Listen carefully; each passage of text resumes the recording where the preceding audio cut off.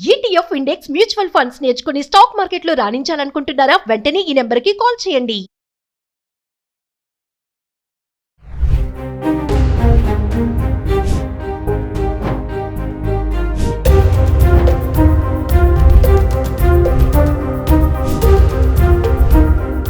Hi hello నమస్తే, welcome back to Suman TV. మహిళలు periods టైంలో ఎంత అన్కంఫర్ట్ ఫీల్ అవుతారో మనందరికీ తెలిసిన విషయమే. అందుకే దూర ప్రయాణాలు కానీ బంధువుల ఇంటికి వెళ్ళడం అనేవి పోస్ట్పోన్ చేస్తూ ఉంటారు. మరి ఇవైతే మనకి సౌలభ్యంగానే ఉంటాయి. మరి భూమిని వదిలి అంతరిక్షంలోకి వెళ్ళేటటువంటి వ్యోమగాముల పరిస్థితి ఏంటి? మరి అంతరిక్షంలో ఉన్నటువంటి ఈ ఉమెన్ ఆస్ట్రోనాట్స్కి పీరియడ్స్ వస్తాయా? పీరియడ్స్ని ఎలా మేనేజ్ చేస్తారు? అసలు అక్కడ వాళ్ళు ఎదుర్కొనే సవాళ్ళు ఎలా ఉంటాయి? దీనిపైన మాట్లాడడానికి ఈరోజు మనతో పాటు ఉన్నారు ఫర్టిలిటీ స్పెషలిస్ట్ రేణుక మేడంతో మాట్లాడదాం. నమస్తే మ్యామ్. హలో అండి. మ్యామ్, ఇప్పుడు పీరియడ్స్ అనేది అందరికీ తెలిసిన విషయమే, ఎంత అన్కంఫర్ట్ ఫీల్ అవుతామో. మరి కమింగ్ టు ఆస్ట్రోనాట్స్, రీసెంట్గా సునీత విలియమ్స్ గారు చాలా సేఫ్గా వచ్చేసారు. 9 days జర్నీ కాస్త 9 months అయింది. మరి మామూలుగా చూసుకుంటే ఈ పీరియడ్స్ అనేవి మరి ఉమెన్ ఆస్ట్రోనాట్స్కి వస్తాయా? అక్కడ ఎలా వీళ్ళు అసలు మేనేజ్ చేస్తారు? ఇవన్నీ ఒకసారి మాకు. చాలా ఇంట్రెస్టింగ్ క్వశ్చన్. అంటే మనం రెగ్యులర్గా చేసుకునే యాక్టివిటీస్, లైక్ మనం ఇక్కడైతే సింపుల్గా నిద్రపోవడం కానీ, తినటము, వాష్రూమ్ యూస్ చేయటము, స్నానం చేయటము, ఇవన్నీ చాలా రెగ్యులర్గా ఆటోమేటిక్గా క్యాజువల్గా జరిగిపోయాయి. కానీ స్పేస్లో అలా కాదు. స్పేస్లో మెయిన్ ఇష్యూ ఏంటి అని అంటే గ్రావిటీ ఉండదు, జీరో గ్రావిటీ ఉంటుంది. సో దానివల్ల మనకి చాలా చేంజెస్ చేసుకోవాల్సి వస్తుంది రొటీన్ యాక్టివిటీస్కి. సో మీకు 3 Idiots తెలుగు వర్షన్ మూవీ చూసుంటారు. అందులో ప్రొఫెసర్ ఒక క్వశ్చన్ అడుగుతారు, స్పేస్లో బాల్ పాయింట్ పెన్ ఎందుకు వాడతారు, పెన్సిల్ ఎందుకు వాడరు అని. చాలా రోజుల తర్వాత దానికి ఆన్సర్ చెప్తారు. చాలా చిన్న రీజన్, ఆ ములికి విరిగిపోతే అది మనుషులకి గుచ్చుకోవచ్చు, కంట్లోనో చెవులోనో వెళ్ళిపోవచ్చు, లేదా మెషినరీ పాడవచ్చు అని. సో అంత మైనర్ థింగ్స్ కూడా ఇంపార్టెంట్ ఉంటుంది స్పేస్లో అనేది.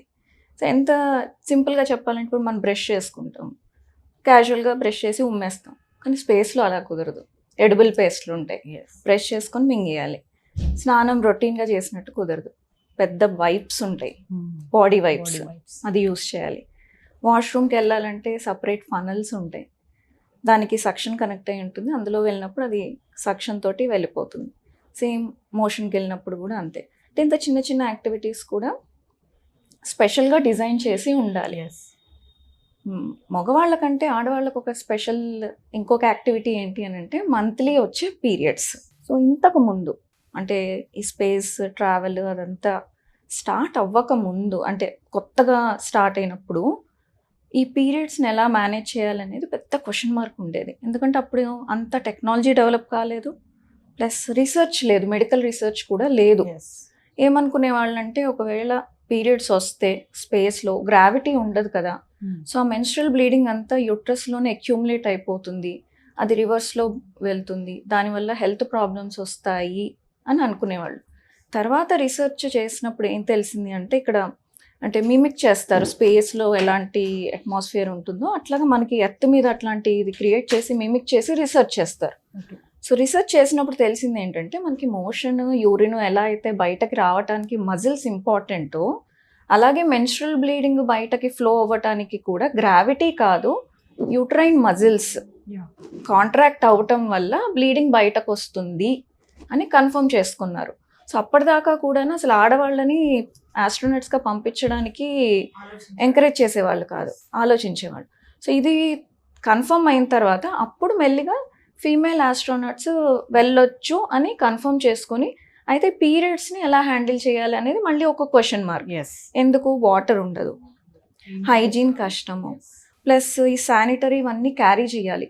వెళ్తే ఒక 1-2 months ట్రిప్ కాదు, అది మినిమం 6 months ఉంటుంది. దానికి తగ్గ మెటీరియల్ క్యారీ చేసుకోవాలి, దాని వెయిట్, ఆ వెయిట్ వల్ల ఫ్యూయల్ ఎక్కువ అవుతుంది, కాస్ట్ ఎక్కువ అవుతుంది. సో అందుకని దానివల్ల కూడా కొంచెం ఫీమేల్ ఆస్ట్రోనట్స్ని ఎంకరేజ్ చేసేవాళ్ళు కాదు. మళ్ళీ ఆ యూస్ చేసిన శానిటరీ మెటీరియల్ అంతా డిస్పోజ్ చేయాలి. సో అప్పుడున్న టెక్నాలజీకి ఇవన్నీ కొంచెం కష్టంగా ఉండేది. కానీ ఇప్పుడు మళ్ళీ ఎలా అయితే రీసెర్చ్ పెరిగిందో, స్పేస్ టెక్నాలజీ పెరిగింది, అలాగే మెడికల్ది కూడా పెరిగింది. సో ఇప్పుడున్న సిచ్యువేషన్లో ఎవరన్నా వెళ్ళాలి స్పేస్కి ఫీమేల్స్ అంటే వాళ్ళని చూస్ చేసుకొని ఇస్తున్నారు ఇప్పుడు. ఓకే, ఆస్ట్రోనెట్ చూస్ చేసుకోవచ్చు. 2 ఆప్షన్స్ ఉంటాయి వాళ్ళకి. ఒకటి మొత్తానికి పీరియడ్స్ రాకుండా చేసుకోవటం, చాలా కామన్గా యూస్ చేసేది, పాపులర్ చాయిస్ అది. ఎలాగా? పిల్స్ వేసుకోవటం, కంటిన్యూస్గా బర్త్ కంట్రోల్ పిల్స్ వేసుకుంటారు. ఎట్లా అంటే మామూలుగా మనం ఫంక్షన్ కని కాదు, బర్త్ కంట్రోల్ పిల్స్ ఉంటాయి అన్నమాట. అంటే ఫంక్షన్ కి వేసుకునేది ఓన్లీ ప్రొజెస్ట్రాన్ ఉంటుంది. దాంతో ఏంటంటే ఒక్కొక్కసారి మధ్య మధ్యలో బ్లీడింగ్స్ వస్తాయి. సో ఆ ప్రాబ్లం కూడా ఉండకుండా ఉండటానికి బర్త్ కంట్రోల్ పిల్సే కంటిన్యూస్ గా వేసుకుంటారు. సో ప్లస్ అందులో ఉండే ఈస్ట్రోజన్ వల్ల ఏంటంటే బోన్ హెల్త్ కూడా మెయింటైన్ అవుతుంది. అండ్ ఈ ఫంక్షన్స్ కి వేసుకునే దాంట్లో ఈస్ట్రోజన్ ఉండదు. సో ఆల్రెడీ స్పేస్ లో ఉండటం వల్ల, గ్రావిటీ లేకపోవడం వల్ల బోన్స్ వీక్ అవుతాయి. సో ఇప్పుడు ఓన్లీ ఆ ప్రొజెస్ట్రాన్ ఉన్న పిల్సే వాడితే బోన్స్ ఇంకా వీక్ అవుతాయి. సో దానికంటే బర్త్ కంట్రోల్ పిల్స్, ఇందులో అయితే ఈస్ట్రోజన్, ప్రొజెస్ట్రాన్ 2 హార్మోన్స్ ఉంటాయో అవి వేసుకుంటే బెటర్ అన్నమాట. అంటే మేడం వాళ్ళు ఉన్నంత కాలం కూడా పీరియడ్స్ రాకుండా ఉండడానికి కూడా వేసుకోవచ్చు. దానికి చాలా రీసెర్చ్ ఉంది. ఒక ఫేమస్ జర్నల్, హ్యూమన్ రీప్రొడక్షన్ అని, యూరోపియన్ జర్నల్ అది. అందులో ఒక ఆర్టికల్ కూడా పబ్లిష్ చేశారు. లాంగ్ టర్మ్ గా స్పేస్ లో ఉన్నప్పుడు పీరియడ్స్ పోస్ట్పోన్ చేయడానికి ఈ బర్త్ కంట్రోల్స్ వాడటం వల్ల హెల్త్ మీద ఎలాంటి ఇంపాక్ట్ ఉండదు అని వాళ్ళు ఆల్రెడీ రీసెర్చ్లో తేల్చేశారు. సో పిల్స్ ఒకటి పద్ధతి, ఇంకొకటి ఇంప్లాంట్స్ ఉంటాయి. అంటే స్కిన్ కింద పెడతారనమాట ఇంప్లాంట్స్. అవి కూడా దాని నుంచి కూడా హార్మోన్స్ వస్తూ ఉంటాయి, డైలీ కాస్త రిలీజ్ అవుతూ ఉంటుంది. దానివల్ల కూడా పీరియడ్స్ రావు. అలాగే యూట్రస్లో కూడా ఇంప్లాంట్స్ ఉంటాయి, మిరీనా అని అలాగుంటే, దానివల్ల కూడా పీరియడ్స్ రావు. ఇది ఫస్ట్ చాయిస్. సెకండ్ చాయిస్, కాదు మాకు మెన్స్ట్రల్ పీరియడ్స్ కావాలి, మాకు ఇబ్బంది లేదు, మేము మేనేజ్ చేసుకుంటాము అని అన్నప్పుడు సేమ్ మనము ఇక్కడ ఎలాగైతే హ్యాండిల్ చేస్తామో, లైక్ ప్యాడ్స్ యూస్ చేయొచ్చు, టాంపూన్స్ వాడచ్చు, మెన్స్ట్రల్ కప్స్ కూడా వాడుకోవచ్చు. ఎందుకంటే వాళ్ళు స్పేస్ క్రాఫ్ట్లో ఉన్నప్పుడు వాళ్ళు నార్మల్ డ్రెస్సే వేసుకుంటారు. బయటకి వెళ్ళాలన్నప్పుడే సూట్స్ వేసుకోవాలి.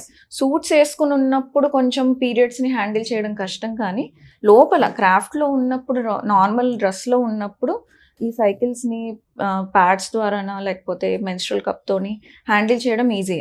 కాకపోతే ఇవన్నీ ప్రాపర్గా డిస్పోజ్ చేసుకోవాలి.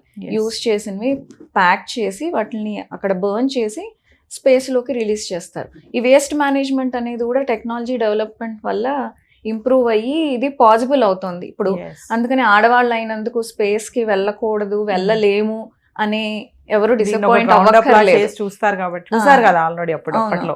అంటే రీసెర్చ్ పెరగడంతో పాటు ఈ ప్రాబ్లమ్స్ అన్ని సాల్వ్ అయ్యాయి. మేబీ ఫర్దర్ గా సూట్సే వస్తాయేమో పీరియడ్స్ ఆపడానికి, లేదా వచ్చిన పీరియడ్ ఆ సూట్ లోంచి వెళ్ళిపోయేలాగా ఇంకా స్పేస్ సూట్స్ ఏమైనా డెవలప్ చేస్తారేమో, తెలియదు, చూడాలి. అంటే మేడం ఇప్పుడు గాల్లో ఉంటారు కదా వాళ్ళు, మరి మీరు అన్నట్టుగా బర్త్ కంట్రోల్ కాకుండా మామూలుగా యాజ్ యూజువల్ గా మనకి ఇక్కడ ఎలా ఉంటుందో అక్కడ కూడా అలానే ఉంటే గనక వాళ్ళు గాల్లో తిరుగుతూ ఉంటారు.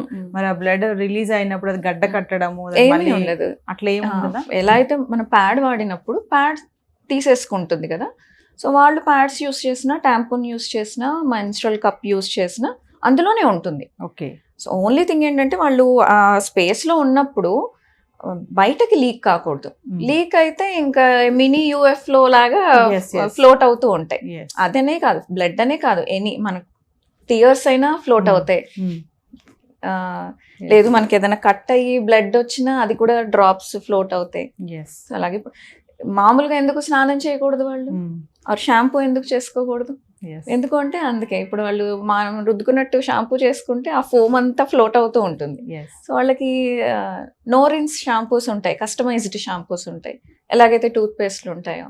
సో అన్ని వాళ్ళకి కస్టమైజ్డ్ గా మొత్తం రీసెర్చ్ చేసి ఇవి సేఫ్ స్పేస్ లో వాడుకోవడానికి అన్ని ఇలాంటి ప్రోడక్ట్సే వాళ్ళు యూస్ చేస్తారు. సో మేబీ మన శానిటరీ ప్యాడ్స్ కూడా కొంచెం డిఫరెంట్ ఉంటాయి, అది కూడా కస్టమైజ్డ్ ఉంటాయి. సో అలా ఫ్లోట్ అవ్వడం అనేది ఏమీ ఉండదు. అంటే ఫ్యూచర్ లో వాళ్ళకి హెల్త్ ఇష్యూస్ ఏమి ఉండవు మేడం? ఈ పిల్స్ మీరు అన్నారు కదా, పిల్స్ వాడడం వల్ల ఉండదు, హెల్త్ ఇష్యూస్ ఏమీ ఉండదు. అదే చెప్తున్నాను నేను. రీసెర్చ్ చేసి ఒక ఆర్టికల్ పబ్లిష్ చేశారు, అది టాప్ మోస్ట్ జర్నల్. అంటే వాళ్ళు ఎన్నో ల్యాక్స్ ఆఫ్ ఉమెన్ మీద రీసెర్చ్ చేసిన తర్వాతే ఆ జర్నల్లో అది వాళ్ళ ఎక్స్పెరిమెంట్ రిజల్ట్స్ రిలీజ్ చేస్తారనమాట. సో ఆ రిజల్ట్ ప్రకారం అయితే స్పేస్లో ఉండే వాళ్ళకి లాంగ్ టర్మ్గా పీరియడ్స్ ఆపుకోవడానికి మెడిసిన్స్ వాడడం వల్ల ప్రాబ్లం ఉండదు. సో ఫైనల్లీ మేడం, మరి అక్కడ వాళ్ళు ఎదుర్కొనే సవాళ్ళు ఎలా ఉంటాయంటారు? ఓవరాల్ గా periods women astronauts. Same period pains ఎలాగొస్తాయి అవి రావటం, క్రాంప్స్ ఉండటం. ఆ క్రాంప్స్ ఉంటాయి కాబట్టి బ్లడ్ అనేది బయటకు వస్తుంది. అది కన్ఫర్మ్ చేసిన తర్వాతే ఆడవాళ్ళని స్పేస్ కి పంపించడం అనేది జరిగింది. సో మనకి ఇక్కడ ఎలాంటి ఇబ్బందులు ఉంటాయో, హెవీ బ్లీడింగ్లు ఉండొచ్చు, పీరియడ్ పెయిన్స్ ఉండొచ్చు, మూడ్ స్వింగ్స్, ఆబ్వియస్గా హార్మోనల్ ఫ్లక్చుయేషన్స్, ఇవన్నీ వాళ్ళు కూడా గో త్రూ అవుతారు. సో అందులో ఏమి డిఫరెన్స్ ఉండదు. సో రీసెర్చ్ చేశారు కాబట్టి అందుకే మన వాళ్ళు ఉమెన్స్ పర్టికులర్ గా రీసెంట్ గా సునీత విలియమ్స్ గారు వెళ్ళి చాలా క్షేమంగా వచ్చేసారు. Thank you madam.